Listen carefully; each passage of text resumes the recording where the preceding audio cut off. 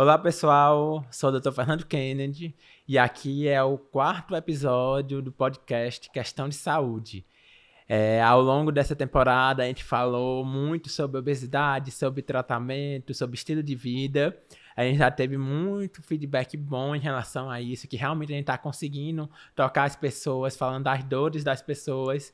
E agora, a gente vai continuar aqui com o último episódio, fechar aqui com chave de ouro, novamente com a Carol. A Carol foi a Carol nutricionista, que teve no primeiro episódio e hoje está aqui para encerrar o podcast. Essa é a primeira temporada. Carol, se apresenta novamente para quem não te conhece. Bora lá, deixa eu me apresentar. Para quem não me conhece, meu nome é Carolina Luiz, sou nutricionista, né? Pós-graduada em psicologia e psicopatologia da nutrição. E atualmente sou pós-graduanda em nutrição esportiva. E tô por aqui de novo, né? É isso aí. E vale ressaltar que, de novo, muito feliz em poder compartilhar um pouco da minha história e dos meus conhecimentos com vocês. E se preparem, viu, gente? Que esse é o último episódio dessa temporada, mas já com muitas expectativas para a próxima temporada, que vai vir muita coisa boa por aí. E um ótimo retorno que a gente tá tendo, né? Sim. Inclusive já até copiado, né? Como é que pode? Primeiro podcast cearense, né? Que fala de cirurgia bariátrica e questão relacionada à obesidade, já tem até cópia, né? Não dele. é, não? Isso é muito bom, né? Porque só copiam o que é bom. Só copia o que é bom, então é sinal que tá dando certo. Então hoje a gente vai falar sobre como viver após cirurgia bariátrica. É um tema importantíssimo isso, né? Porque não tem nada mais importante do que a vivência da pessoa. E por que a Carol tá aqui? Como já foi falado no primeiro episódio, certo? A Carol, além da assistência ao paciente, ela também é uma paciente de cirurgia. Fui paciente, Também foi né? paciente de cirurgia bariátrica. Eu também sou paciente. Na verdade, né? como o tratamento é crônico, ela ainda é paciente, Eu né? sou paciente, isso aí. Com isso, a gente decidiu fazer um episódio para saber como é a vida após a cirurgia bariátrica, certo? A gente sabe hoje que a cirurgia bariátrica é uma cirurgia segura, com índice de complicações muito pequena.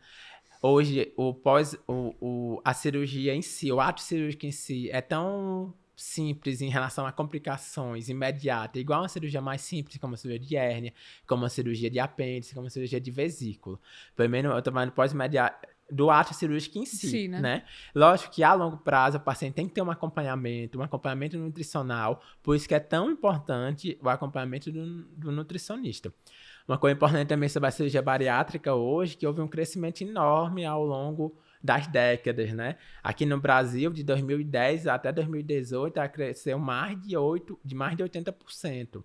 E apesar desse crescimento, a gente ainda é muito pouco paciente que se beneficia disso, né? Para ter uma ideia, de todos os pacientes que têm indicação de operar, aqui no Ceará, menos de 0,5 operam, certo? Por quê? Porque não tem assistência à saúde, primeiro, porque não tem a informação certa, porque não sabe que é um tratamento eficiente, porque tem medo, né? E existe uma série de motivos que faz o paciente não procurar essa assistência. E isso faz com que a maior parte dos pacientes que poderiam ter uma possibilidade de tratamento com indicação médica, deixar de ter isso, né? Sim. Deixar de ter essa busca do tratamento. Carol, nós sabemos que hoje, né, como eu falei, que a cirurgia é muito segura, né? Porém, é bem comum, quando algum paciente chega lá no meu consultório, ele sai do meu consultório, aí ele diz, doutor, eu falei aqui em casa, aí meu pai e minha mãe dizem que não é para operar, porque eu não é doente, conhece alguém que operou e morreu. Sempre tem essas histórias, né? Tem muito senso comum, né? Tem muito senso comum em relação a isso. E é uma coisa que a gente tenta desmistificar, né? Esclarecer, né? De uma forma geral, Fernando. Então, me diz um pouquinho, Carol, como é que foi tua experiência? Por que tu decidiu fazer a cirurgia? Olha, motivos não faltaram. Bom, como eu contei um pouco lá no primeiro episódio, né? Mas eu vou ressaltar de novo aqui. Eu fui uma criança obesa, então eu tive o impacto da obesidade aí durante toda a minha infância, né? Me tornei um adolescente obeso e sucessivamente um adulto obeso. Então, eu já tinha lidado e tentado inúmeros tratamentos da obesidade muitos deles, ou basicamente todos deles, foram extremamente inassertivos, né? E o que pra mim foi pior, porque meio que distorceu um pouco do meu relacionamento com a comida. Acho que de tantas estratégias restritivas, né? Isso, de uma forma pessoal, acabou me trazendo um pouco desse medo de comer, né? Acabou me afastando de socialização, ou até mesmo da minha própria rotina, porque tinha medo ali daquela... Escutava muito aquele discurso, né? Você vai comer, você é gordo. Uhum. Como assim, né? E acho que no auge da minha juventude, eu já tinha tido... Eu tinha um histórico de hipotireoidismo, né? E tive um quadro de tireoidite, que, para quem não sabe, é a inflamação da glândula da tireoide, né? E no meio desse quadro de tireoide, ou melhor, de tireoidite, né? Eu descobri que tinha vários nódulos, e um dos nódulos estava muito grande, e que eu precisava me operar às pressas, porque ele estava tão grande que estava comprimindo minha traqueia, e estava me trazendo algumas outras dificuldades. E aí, desde que eu fiz a tireoidectomia parcial, que eu precisei fazer a retirada parcial dessa glândula da tireoide, a dificuldade de perder peso que eu já tinha, aí ficou ainda pior, né? Claro que eu não tô aqui para dizer que tudo é culpa da tireoide. Por favor, você que tá aí, né, sofrendo de obesidade, botando culpa na coitada da sua tireoide. Não é bem assim, a tireoide nem sempre ela tem culpa, Espero tá? que tenham assistido os 3 últimos episódios, com certeza ele não vai pensar nisso. Exato, né? A gente sabe que, infelizmente, tem gente que bota a culpa na tireoide. É, E aí tem aqueles memes hoje na internet, né? Tipo, a da coitada da é tireoide lá. isso. Mas eu não tenho culpa. É verdade, a tireoide não tem culpa, tá, gente? E acabou que, no meio de tudo isso, eu já desconfortável comigo mesma, né? Existia, sim, um desconforto pessoal com a minha autoimagem, a gente não tem como invalidar isso. E quando eu fui fazer meus exames, no meio ao check-up de se preparar para fazer a tireoidectomia, eu descobri que eu já estava com esteatose hepática moderada. Então, já tinha aí, para quem não sabe o que é esteatose hepática, gente, é gordura no fígado, né? Então, eu já tinha um grau aí de gordura no fígado. Isso eu com 23 anos de idade. Então, você imagina que eu, com 23 anos de idade, já tinha um fígado sobrecarregado. Então, eu peguei e disse, não, é hora de fato entender que a obesidade é uma doença e que eu preciso de tratamento. Aí, foi quando, de fato, eu fui buscar, né, um profissional para poder me guiar, para poder me nortear. E foi quando, de fato, eu me conscientizei que eu precisava fazer a cirurgia, porque até então o discurso era bem diferente, né? E Tu já é formada, Carol? eu já era formada. Já é formada. Né? Eu já era formada em nutrição, e aí já trazia esse pensamento, né, de que eu consigo emagrecer só com dieta, mas eu já tinha vivenciado que eu não conseguia. Então, vivia essa luta de braço, né, comigo mesma, de uma forma pessoal. E aí foi quando eu, de fato, disse, não, eu vou buscar outra alternativa, eu preciso, de fato, me cuidar antes que a conta chegue de uma forma maior, né? Por enquanto era só uma gordura no fígado, mas que poderia ali, com o decorrer do tempo, acarretar em outras coisas. E aí foi quando eu, de fato, decidi optar pela cirurgia. Carol, e qual foi o método que tu fez? Bom, é engraçado porque na época eu não tinha muito essa percepção que eu tenho hoje, né, acerca dos métodos. Eu não tinha tanto esclarecimento, não tinha, digamos assim, noção da assertividade das duas condutas, né? Hoje a gente tem duas técnicas que são muito comuns, né, Fernanda? Que, principalmente aqui no Ceará, as técnicas que são mais operadas é o sleeve e o bypass, né? E na época o meu cirurgião, ele me deu a possibilidade de escolha, né? Eu não tinha restrição para nenhuma, né? Porque mais na frente o Fernando vai estar explicando, ou simplesmente vão lá no Instagram dele, porque já tem explicações acerca disso, tá, pessoal? Existem diferenças, existem particularidades, né, no paciente que precisa ser observado para que haja essa escolha. Só para eu vou falar um pouco como é que é cada método, Carol, que eu acho que vai ficar mais fácil da pessoa entender a escolha, certo? Pronto, já aproveita. Aqui no Ceará, principalmente, a gente faz 2 tipos de técnicas principais, certo? Que é o sleeve, certo? E o bypass. O que é que muda? As duas são cirurgia bariátrica, as duas têm resultado muito bom, certo? Porém, a técnica, o procedimento que é feito, a mudança anatômica é diferente no corpo do paciente. Principalmente o que é que acontece? O paciente que vai fazer a cirurgia bypass, ele tem uma alteração no estômago, que diminui o tamanho do estômago dele, e tem uma alteração no intestino, certo? A gente faz com que a comida pule logo para o final do intestino, vamos dizer assim. né? Isso faz com que produza hormônio que dá saciedade, produza hormônio que o paciente sinta menos fome e tenha um pouco menos de absorção também de nutrientes. Como tem menos absorção de nutrientes, talvez a longo prazo, se não tiver um acompanhamento muito bom, o paciente pode ter uma certa dificuldade de absorção de alguns nutrientes. Hoje não acontece isso se o paciente é muito bem acompanhado. Sim. Por quê? Porque a gente pede exames anuais e o paciente toma algum polivitamínico até mais simples mesmo. Hoje é possível tomar, certo? Tipo um Materno, um Centro, qualquer um desses, certo? A outra técnica, diferente dessa do bypass, eu mexo somente no estômago, que a outra técnica é o sleeve, né? Sim.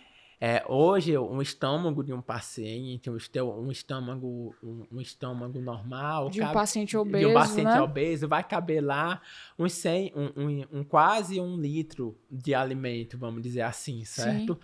E eu diminuo esse estômago para caber agora só 200 ml por vez, vamos dizer assim. Quando eu diminuo o tamanho do estômago do paciente, ele come um pouco e manda a informação para o cérebro dizendo que o estômago está saciado, tá cheio de comida. Cheio, né? Que está cheio de comida, eu não vou mais comer. E o paciente consegue manter uma dieta de uma restrição pelo longo período de tempo.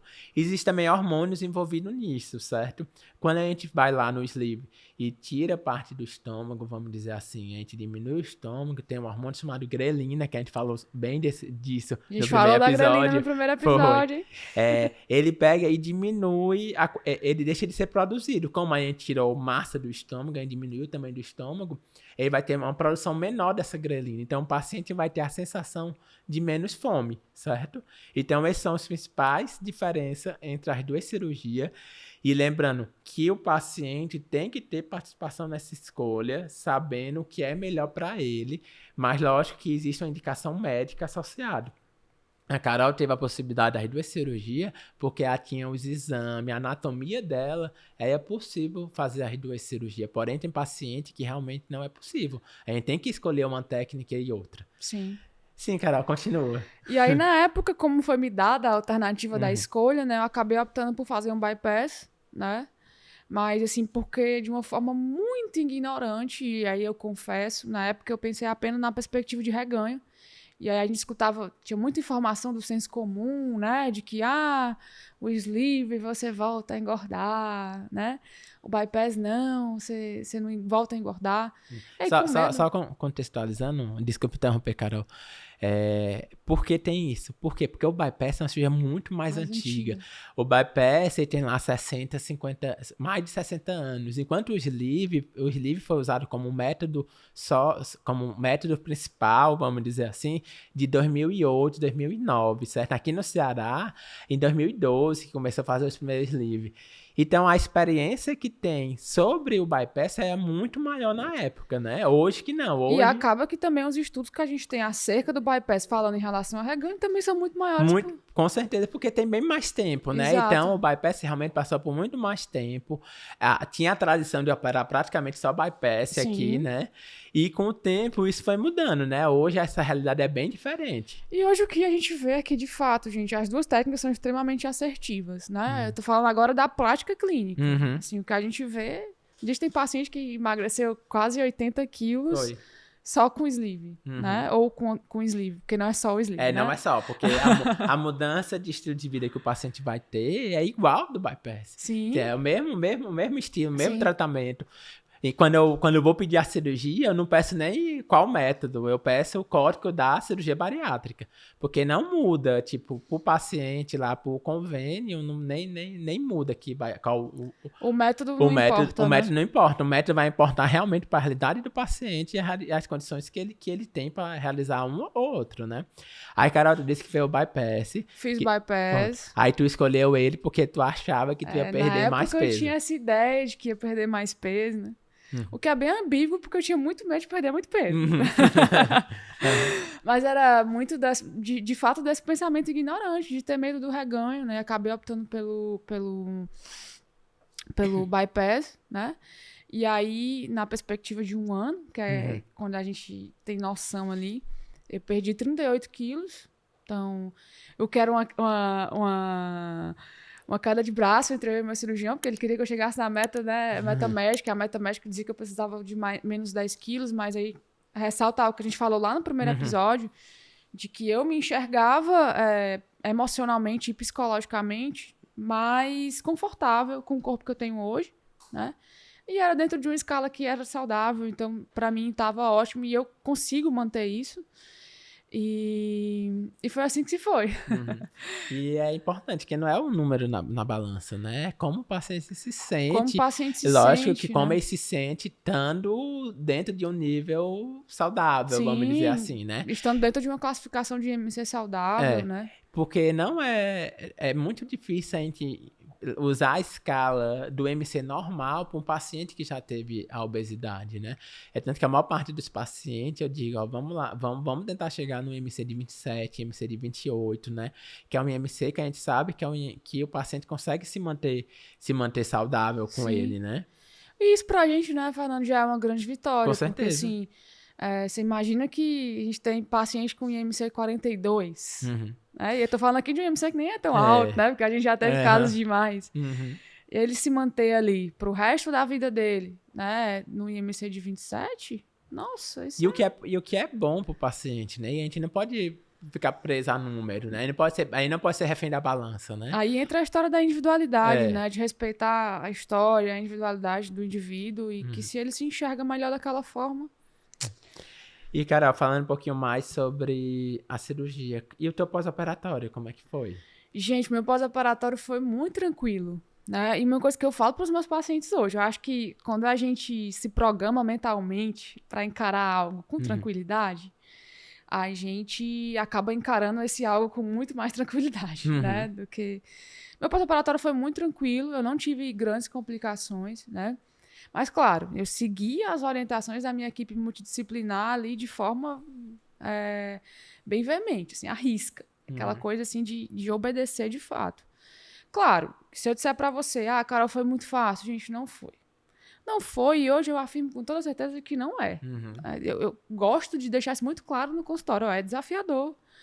Mas uma coisa que eu costumo falar é que é uma coisa que tem início, meio e fim.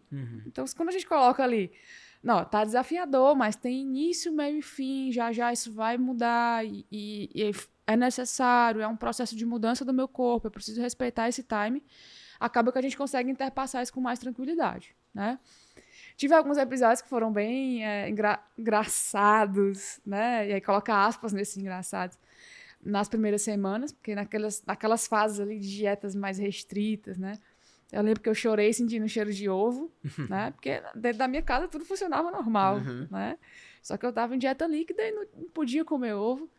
E aí, de repente, você passa... Isso te traz uma outra conotação, né? Porque você passa a valorizar algo que é tão simples. Nossa, um ovo. Que por muitas vezes eu comia sem nem se perceber que estava comendo aquele ovo. E aí, de repente, o cheiro, o olfato te traz aquela sensação. Então, isso, além de me trazer o desafio de sentir o cheiro e me fazer chorar, me trouxe também a reflexão de entender, né, a importância de cada alimento, de entender o time de consumir eles, né, o tempo de consumir eles. E tive outro episódio com algo que hoje sempre gostei, mas naquela época eu estava ali restrita de tomar, que era o café. Também chorei sentindo o cheiro de café. Nunca imaginei na minha vida, gente, que eu fosse chorar por causa de ovo e café. Mas eu confesso que no meu pós-operatório eu estava lá chorando as pitangas por conta do bendito do ovo e por conta do bendito café. E é importante, Carol, destacar isso que tu falou, que tu tava no pós-operatório imediato. Pós-operatório imediato. Hoje eu já vi tu bebendo. Hoje a gente chegou aqui, tu tava bebendo café, viu? E não se preocupem que eu como ovo todo dia. Pois é. Carol, e uma coisa, falando sobre esse desejo que tu teve pelo ovo, né? Aquela vontade, né? Que é a tua relação com a alimentação, né? Sim. Tu acha que mudou a tua relação com o alimento? Tipo, hoje tu consegue, vamos dizer assim, ter uma força de vontade maior de conseguir controlar a dieta, de seguir um plano alimentar certinho. Tu acha que isso mudou após a cirurgia? Vamos lá.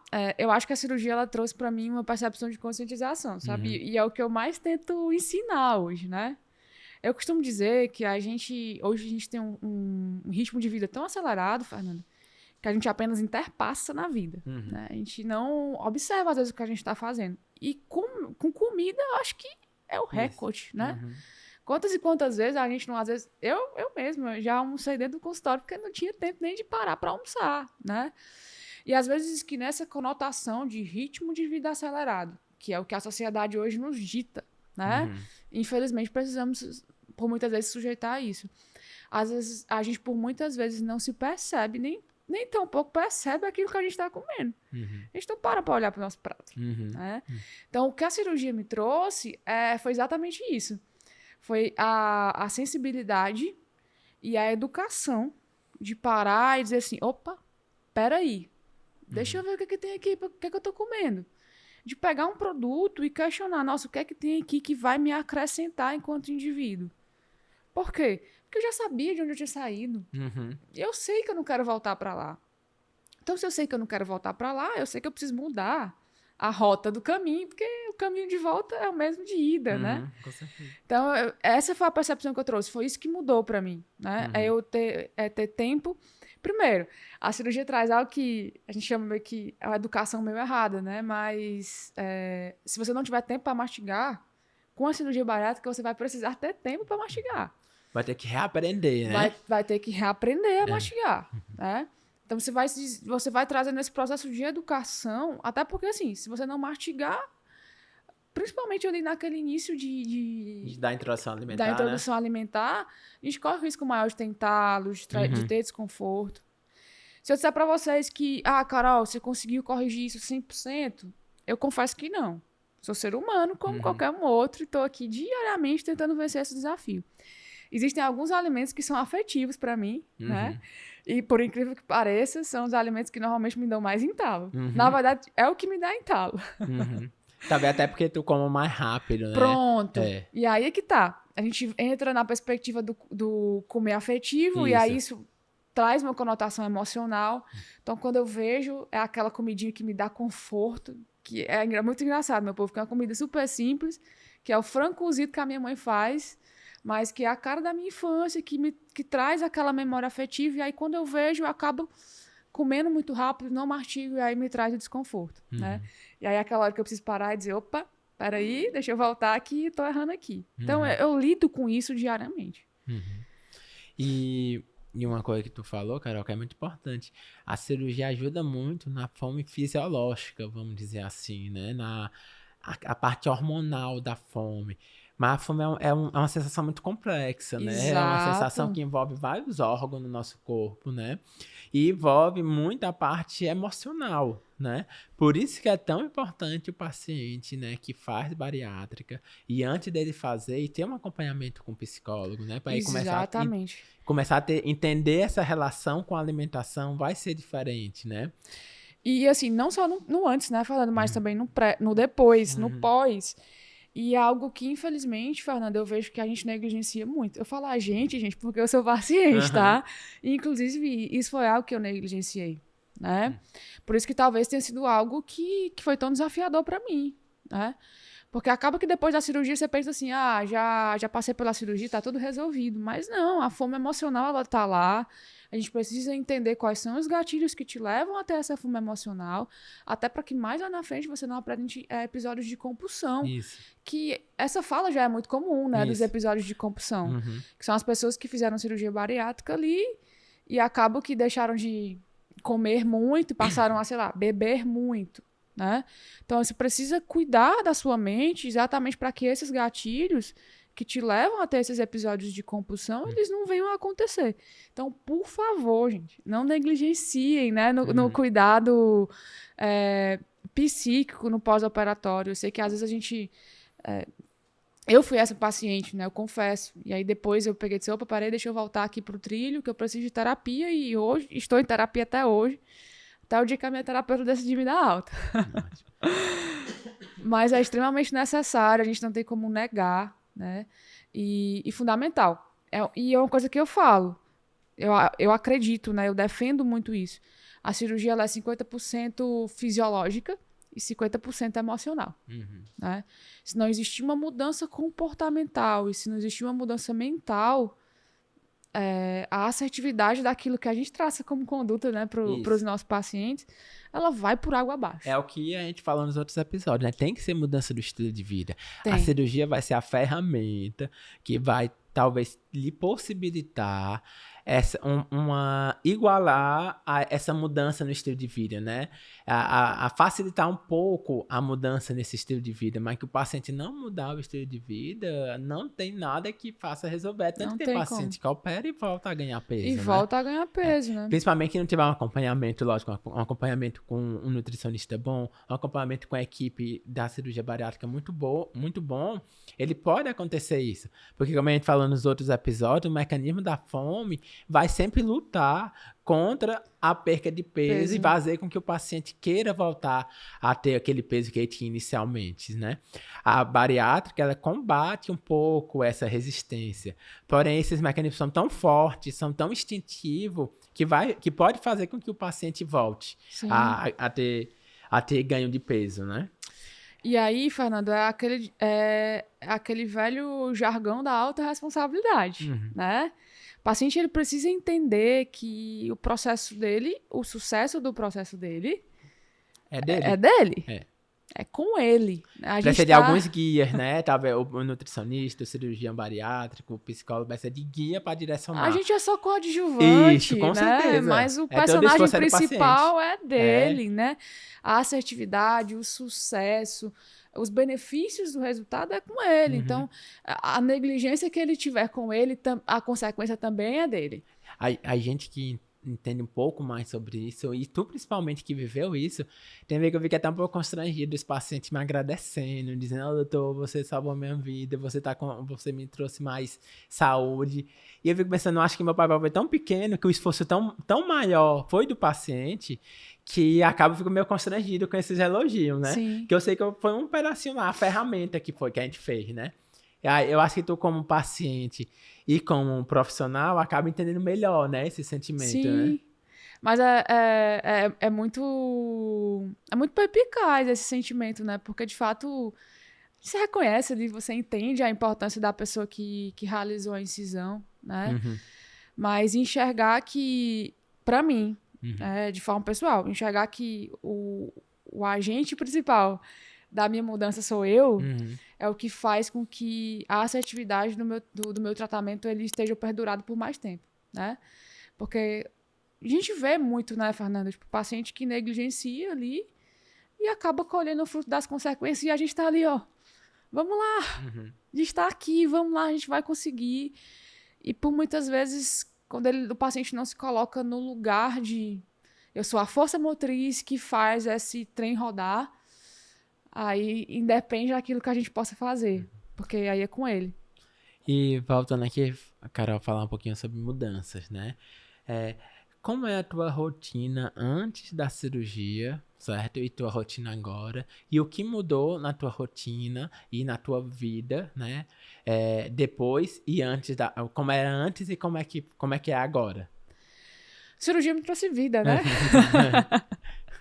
Eu sempre fui uma pessoa extremamente ativa. Então, assim, no sentido de trazer pra mim uma rotina ativa, a cirurgia, de uma forma geral, não foi algo que a cirurgia me trouxe, porque era algo que eu já tinha, né? Como eu contei lá no primeiro episódio, né?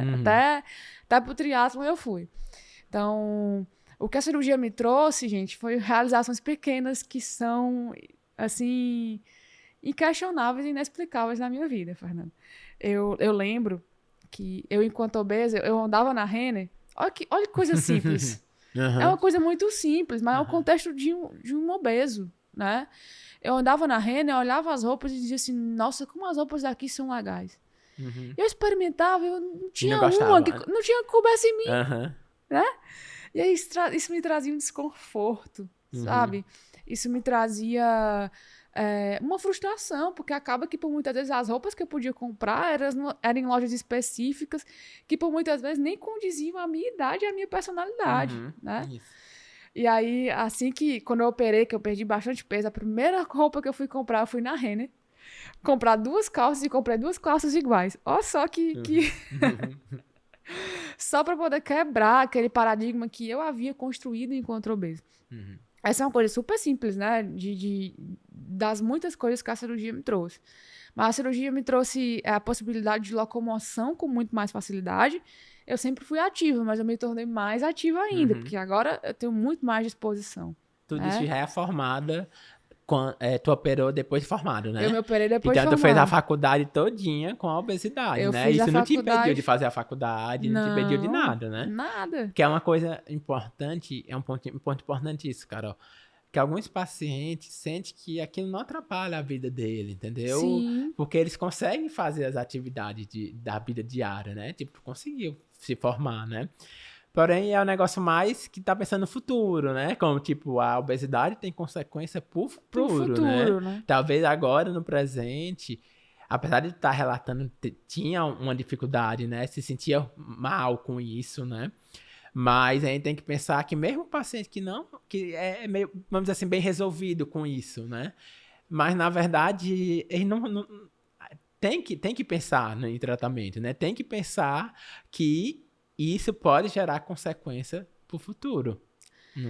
Agora, sim, a mudança que para mim foi a mais significativa foi a minha mudança de ótica de vida.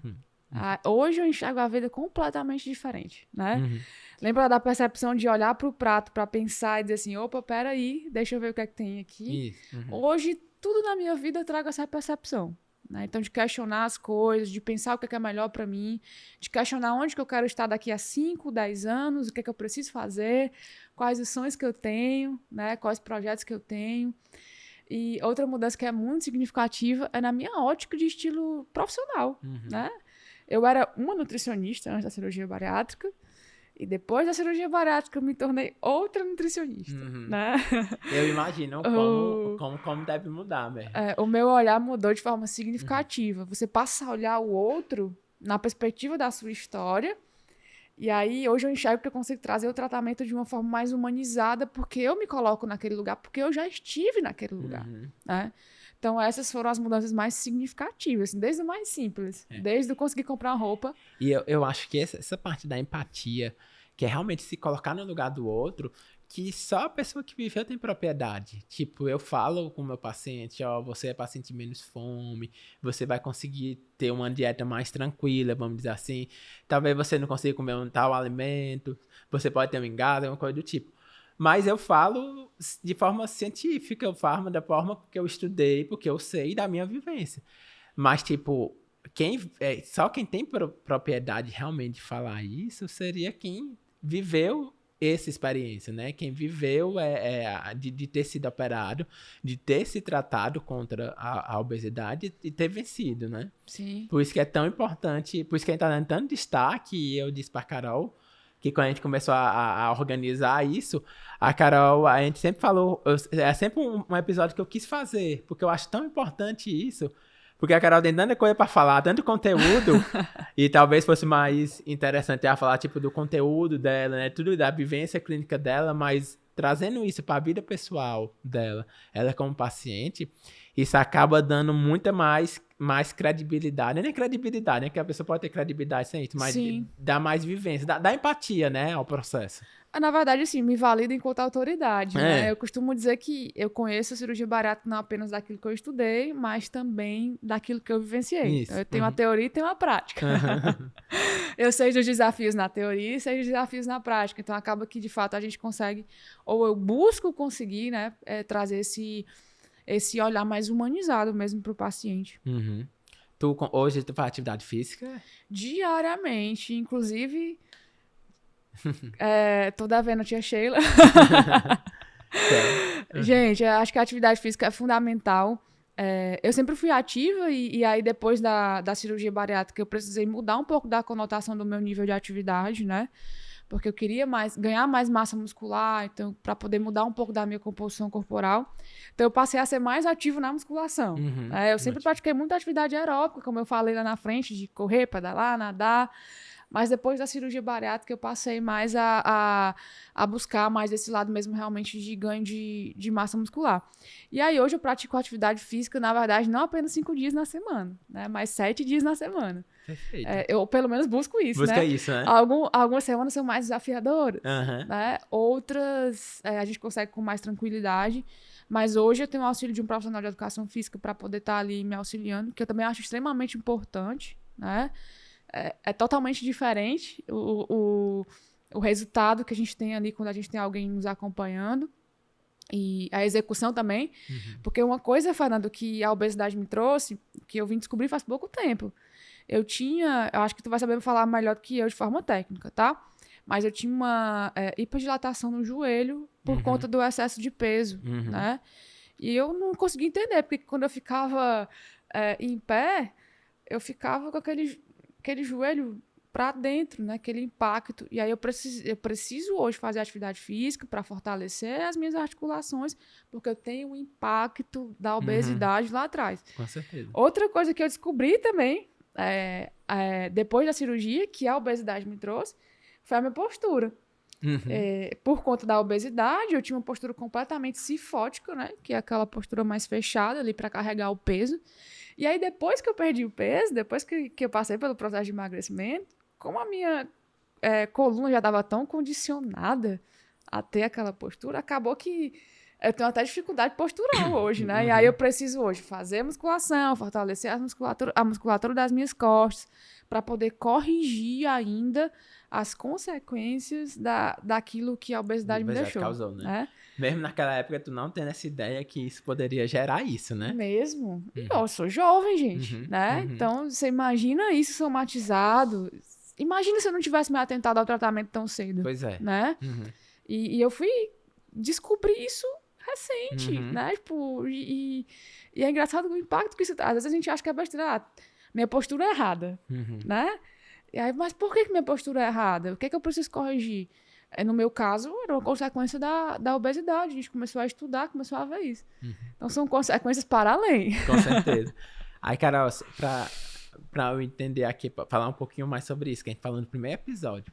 Então, quer dizer que agora você faz mais atividade física que fazia antes, né? Faço. Porque agora você come melhor do que comia antes. Sem né? sombra de dúvidas. Então, a ideia que a gente falou no primeiro episódio, que o paciente precisa, que a campanha para controle da obesidade é o paciente comer mais saudável e fazer mais atividade, faz sentido. É totalmente sentido. O que a gente critica é a gente não ter os meios para dar ao paciente a conseguir fazer isso. Então, é isso de comer mais saudável e fazer mais atividade física, hoje você faz e você conseguiu um resultado excelente fazendo isso. Porque você conseguiu você teve uma possibilidade de conseguir fazer isso, né? Você teve vamos dizer assim, uma ferramenta instalada para conseguir fazer isso. Eu tive uma ferramenta ali para me dar o start, né? Tipo, para me colocar. É porque assim, é muito... A gente não tem como comparar o obeso do eutrófico, do saudável, né? Pro eutrófico... O eutrófico que nunca foi obeso, é importante deixar isso. Pro eutrófico que nunca foi obeso, ele... comer menos e fazer mais atividade física é extremamente assertivo, né? Ele vai ter resultados excelentes. Ele vai conseguir fazer isso. Ele vai conseguir sustentar por mais tempo, né? Pro obeso, não. Ou pro obeso, ou pro eutrófico que já foi obeso. Né? É mais desafiador para ele. Então, a cirurgia ela vem como... para pegar ali o paciente obeso e igualar ele àquele eutrófico que nunca foi obeso. Para dar a ele a chance de buscar... manter o peso dele, ter um corpo mais performático, fazendo atividade física e comendo de uma forma saudável. E aí vale ressaltar, né? Eu tenho o que pra mim é saudável. Porque as pessoas têm muito isso, né, Fernando? Você fez cirurgia bariátrica, você não pode comer isso, não. Você come de tudo? Essa é uma pergunta que sempre me fazem. E aí, você come de tudo? Gente, eu como de tudo, tá? Inclusive, tenho uma boa variedade alimentar, não tenho restrição alimentar nenhuma. Claro, tenho minhas preferências alimentares. Parte do meu paladar mudou. Então, hoje eu sou muito intolerante a doce. Coisas muito doces, meu paladar não se adapta. Eu me sinto desconfortável e não tolero. Né? Mas tem uma alimentação absolutamente normal. Consigo comer em proporções normais, né? consigo beber em proporções normais, tenho uma vida social normal, tá? E uma coisa que eu costumo dizer é que você vai fazer cirurgia bariátrica, você não vai se tornar alienígena, né? Porque as pessoas, às vezes, elas ficam com medo. Tem medo de ir para o contexto social depois e de ser julgado por isso, porque, infelizmente, existe essa especulação, esse né? estigma, Esse né? estigma. É. E realmente existe essa fala, Fernanda. Como assim? Você fez cirurgia bariátrica, vai comer isso? Vou. Eu vou, né? Porque eu tô bem, eu sigo um plano alimentar bom, eu faço a minha atividade Mas as física. pessoas são tão condicionadas ao fato de que comer saudável é comer restrito, É. que às vezes o fato do paciente poder comer um pedaço de pizza e aquilo tá dentro da dieta dele, Uhum. parece que é coisa de outro mundo, Isso. né? Uhum. Mas não é não. E assim, gente, depois da cirurgia bariátrica, a vida é normal, gente. A vida segue. Você vai poder comer as coisas que você gosta de comer, claro, que com equilíbrio, que com educação, né? Dentro de um planejamento ali de forma calculada. Tudo é possível. Uhum. Com certeza. E o que tu falou da percepção do sabor muda realmente, certo? Justamente essa percepção do sabor muda. Primeiro, a mudança que a pessoa fez na cabeça e também a parte hormonal, certo? Os hormônios que alteraram com a cirurgia e com o emagrecimento faz ter o alimento um sabor diferente. A parte do alimento ser palatável, o alimento ser gostoso, é instintivo, vamos dizer assim. Sim. O nosso corpo, ele busca aquilo, ele busca aquelas calorias. Na hora que eu diminuo o hormônio da fome, aquilo realmente vai ficar menos palatável, certo? É fisiológico também, está envolvido nisso. Lógico que isso é muito mais importante o lado psicológico envolvido, né? O lado do treinamento que a pessoa vai criando ao longo do Sim. tempo, né? E essa percepção, E a né? percepção. Essa autopercepção. Uhum. Carol, faz quanto tempo que tu operou? 4 anos. 4 anos. Carol, e é uma pergunta que eu acho que todo mundo deve fazer. Valeu a pena? Jesus, como valeu. Gente, valeu muito a pena. Acho que meu maior arrependimento é de não ter feito antes mesmo, assim, de fato. Fiz, teria feito de novo, né? Hoje, oriento pessoas acerca disso, né? Às vezes, influencio pessoas também acerca disso, porque eu sei da assertividade que a cirurgia tem. Claro, que quando bem executada, que quando bem acompanhada, né? Porque isso é muito importante. Ela é extremamente assertiva e, assim, é muito legal vivenciar esses processos junto dos nossos pacientes, né? Quantos discursos construtivos a gente não já ouviu, né, Fernando? Com certeza. E, assim, eu ganhei vida de novo, então eu faria de novo, como sem dúvida. É uma coisa que a gente escuta bastante, né? Isso que eu não sei porque que eu não fiz antes, né? Uma coisa que a gente costuma falar, escutar tanto, né, do paciente, que é uma coisa que a gente fica dizendo, porque outras pessoas não têm esse tratamento, né? Não tem possibilidade de entender isso, de ver que talvez isso se encaixe na rotina dele, né? Isso se encaixe na vida dele, né? Essa possibilidade desse tratamento. São muitas histórias, né, Fernando, que a gente escuta. São pessoas que fizeram cirurgia bariátrica e hoje olham para si enquanto mulheres, mães, que têm outra conotação de vida. E aí isso é, nossa, muito prazeroso de ver. São pessoas que lutavam para engravidar e aí, de repente, emagrecem ali, se sujeitam à cirurgia bariátrica, emagrecem, tem aquela proporção de emagrecimento. E depois estão grávidas e estão ali celebrando a chegada do bebê novo. E aí a gente vivencia tudo isso e diz, nossa, como é legal. Tu tem filho, Carol? Ainda não. Tu quer ter filho? Pretendo. E tu tem na cabeça que, primeiro, uma coisa que alguns pacientes acham que quem faz cirurgia bariátrica não pode engravidar. Sim. Algumas vezes já chegou um paciente me perguntando isso, então eu vou poder engravidar?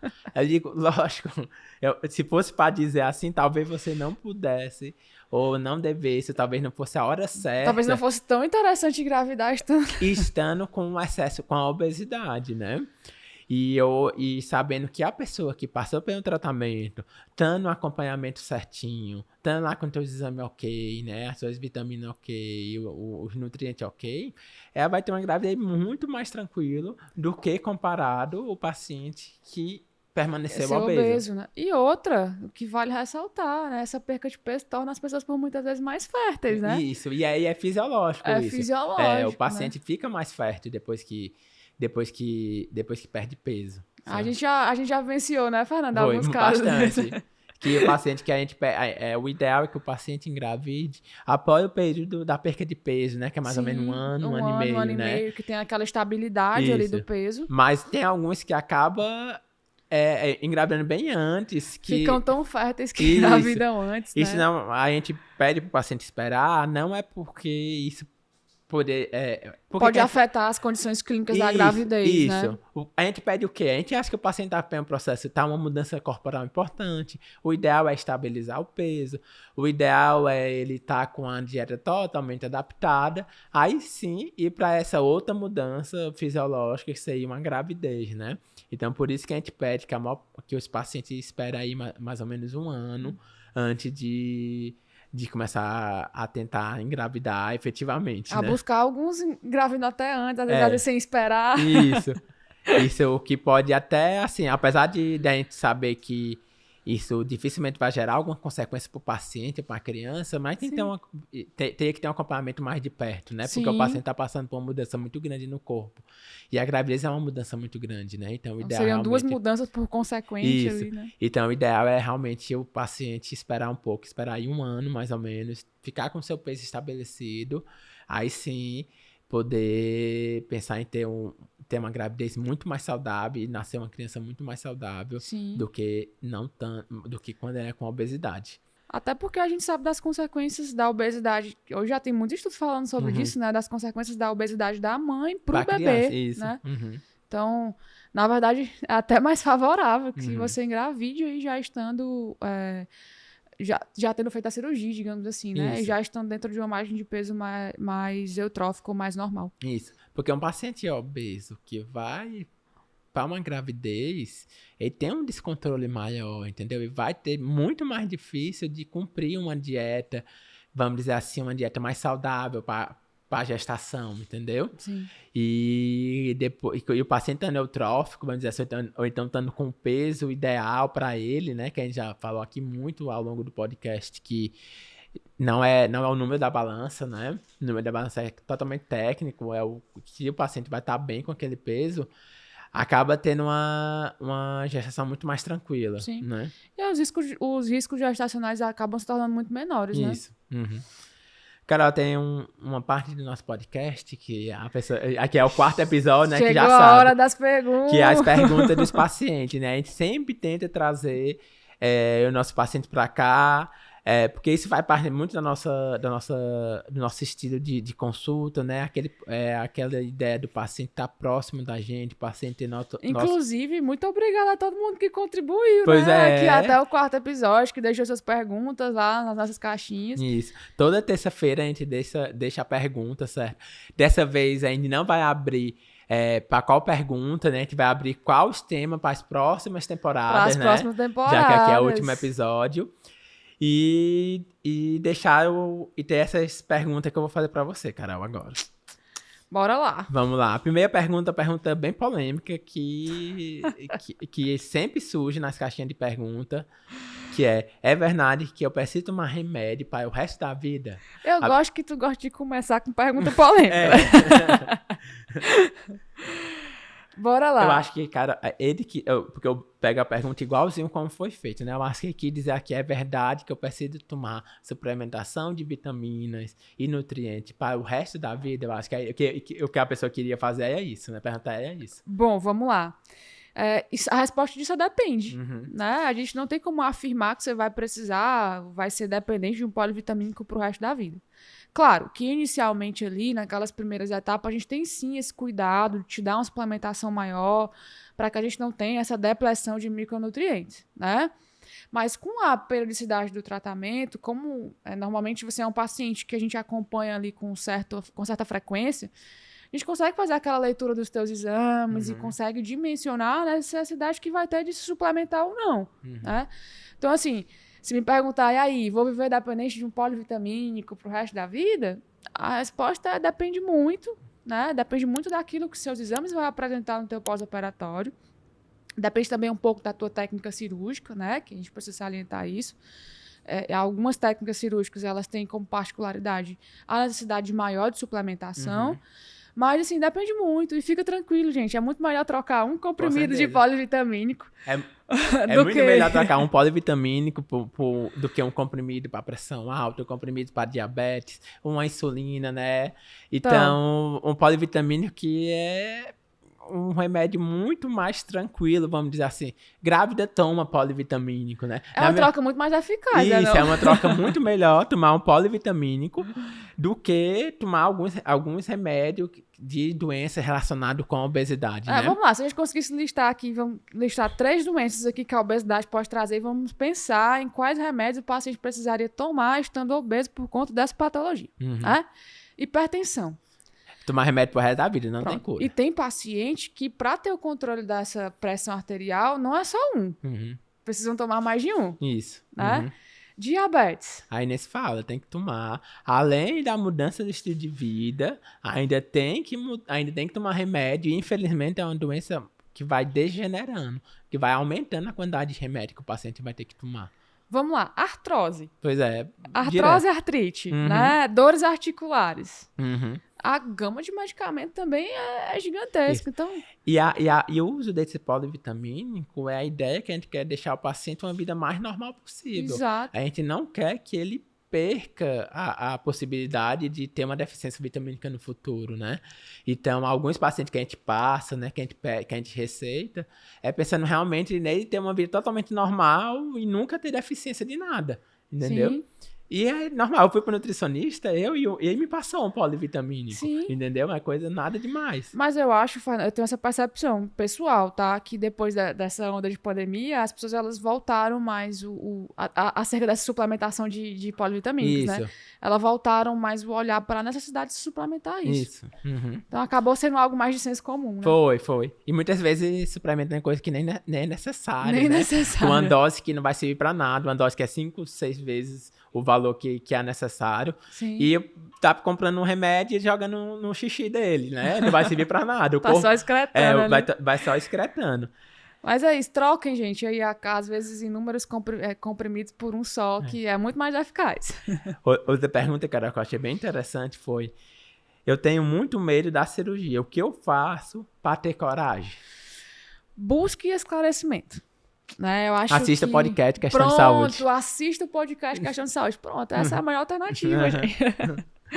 Mas, assim, o medo, por muitas vezes, ele parte do não esclarecimento mesmo, da ignorância, né? Porque quando a gente não entende como é que funcionam as coisas, do mecanismo das coisas, a gente realmente tem mais medo daquilo que é desconhecido, né? Então, quando a gente conhece mais, quando a gente...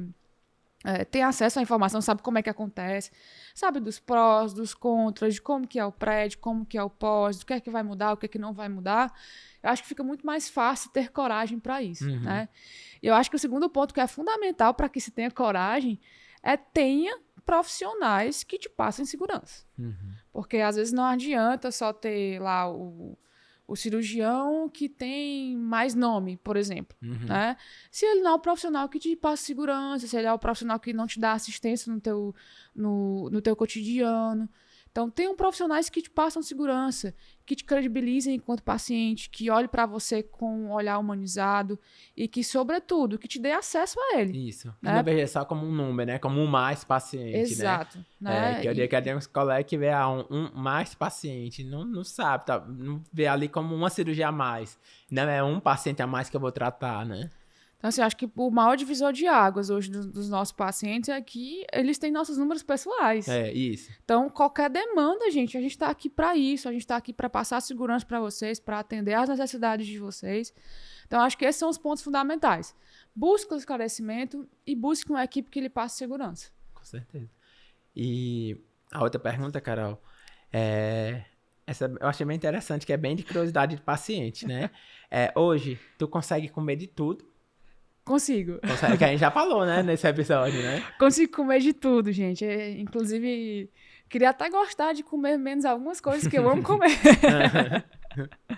Mas consigo comer de tudo. Tenho algumas restrições alimentares, porque tem alguns alimentos que, de forma pessoal, me trazem desconforto. Alimentos que são mais gordurosos, eu sinto desconforto e aí eu já evito, né? Uhum.